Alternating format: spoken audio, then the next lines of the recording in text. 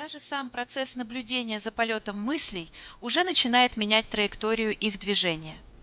Негативные мысли, словно пойманные с поличным шалуны, начинают робко сжаться по углам, уступая место более светлым и спокойным собратьям. Представьте, что негативная мысль, как непрошеный гость, вломившийся в ваш дом. Ваша задача – вовремя распознать его, твердо указать на дверь и выпроводить вон, а на его место радушно пригласить более приятную компанию. Мысли о своих талантах, достижениях, планах и мечтах. Поначалу эта игра в вышибалы может показаться утомительной. Но со временем мозг, как послушный ученик, начнет все реже ошибаться дверью и впускать сомнительных гостей. А в вашем ментальном доме все чаще будут собираться давние друзья – вера, надежда, любовь и их неразлучная спутница – благодарность. Сегодня я хочу поделиться с вами своим опытом работы с негативными мыслями. Знаете, на самом деле все новое и непривычное может пугать. Но я хочу уверить вас, что как только мы встаем на свой истинный путь, на наш альфа-путь, то вся Вселенная подключается к реализации наших планов. Буквально 3 месяца назад, проснувшись утром и разбирая мою утреннюю почту, я обнаружила, что все те важные для меня дела из моего списка целей, которые были в проекте запланированы минимум на полгода, вдруг нужно решать срочно на протяжении следующего месяца. Признаюсь, в тот момент я почувствовала, как негативная мысль, словно туча, подползает к моей голове. Мне стало неуютно.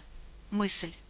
Вот, все навалилось на меня, пугало меня своим бессилием перед обстоятельствами. Наверное, мой внутренний самосаботажник уже радовался в предвкушении.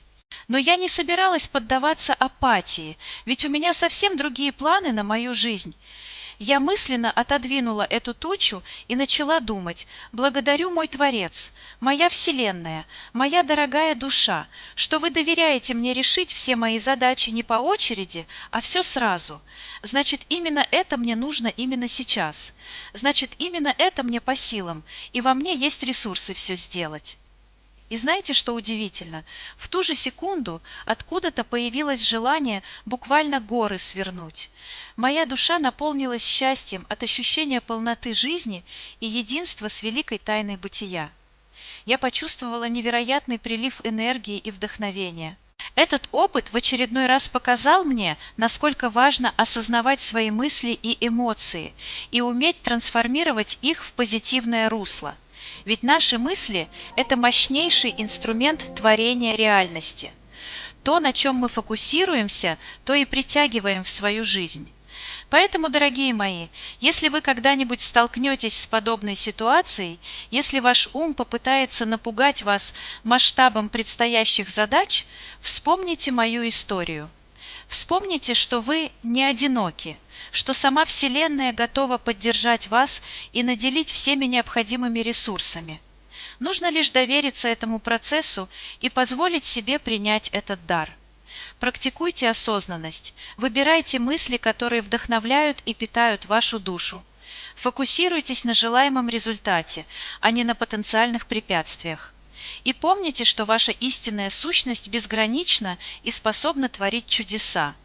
Я верю в вас и в вашу способность преодолевать любые трудности и достигать самых смелых целей.